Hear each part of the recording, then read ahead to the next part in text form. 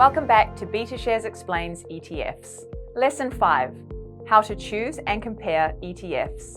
What's the best way for you to find the right ETF? In this lesson, we'll cover how to choose ETFs that align with your investment goals, how to compare similar ETFs, and other considerations to help you narrow down your decision. Ready? Let's get started. First things first, before choosing an ETF, it's helpful to think about your personal circumstances, including your investment objectives, time horizon, and risk tolerance. Ask yourself, what am I hoping to achieve by investing? How comfortable am I with risk? And am I investing for long-term growth, for income, or a combination of the two? Next, consider which investments or asset classes align with your strategy.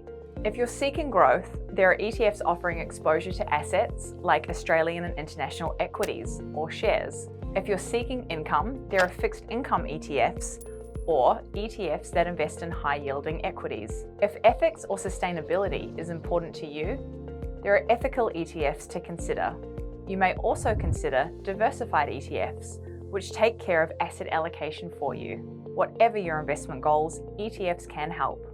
Once you have narrowed down those things and have found 2 or 3 ETFs that may be appropriate, it's important to look under the hood to better understand each ETF and the index it aims to track.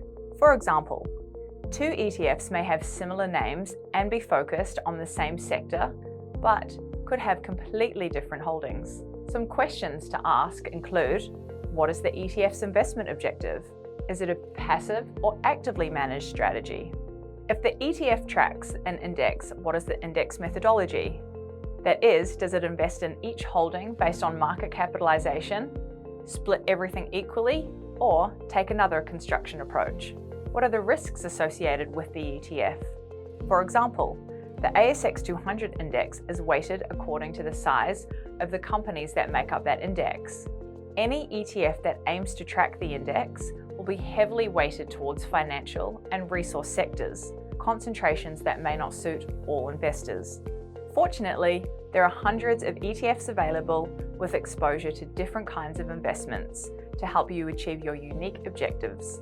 As we've mentioned before, diversifying your portfolio can be helpful in balancing some of the risks involved in investing.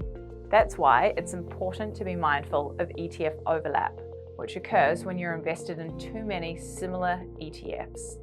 For example, if you invest in an ETF that tracks the technology-heavy NASDAQ 100 index, and you also hold another ETF that focuses on companies involved in the technology sector, you may find that you end up owning some of the similar companies or stocks several times over, which can impact the diversification within your portfolio.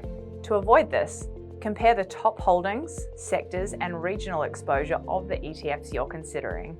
It's important to think about the management fees and other costs involved in purchasing, maintaining, and selling your holdings in an ETF. As we'll discuss in a later lesson, fees and costs can eat into your overall investment. Finally, make sure you read the Product Disclosure Statement, or PDS, of an ETF before investing. A PDS has heaps of important information about an ETF, from the index it aims to track, to the fees and costs involved, and the risks of investing. That's all for Lesson 5.